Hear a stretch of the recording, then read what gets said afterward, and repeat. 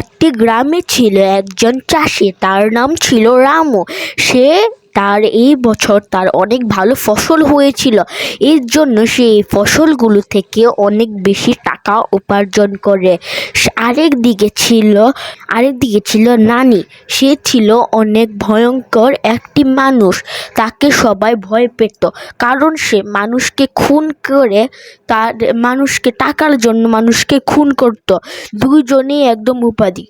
রামু তার স্ত্রীকে বলে, আমি আজকে শহরে গিয়ে যেগুলো আমার বাচ্চা, যেগুলো থাকার, যেগুলো চাল আছে, এগুলো আমি বেঁচে আসবো।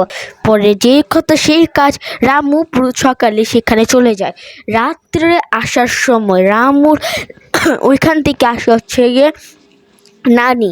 পরে রামু বলে, তুমি আমার থেকে কি চাও? নানি বলে, আমি জানি যে তুমি অনেক বেশি টাকা আছে, তুমি আজকে অনেক বেশি টাকা পেয়েছো, সেই টাকাগুলো আমাকে দিয়ে দাও। পরে রামু বলে, না, আমি এইসব টাকা দিব না, এসব আমার টাকা। পরে নানি রামুকে খুন করে এখান থেকে টাকা নিয়ে চলে যায়। এটাই হচ্ছে গিয়ে আজকের শেষ।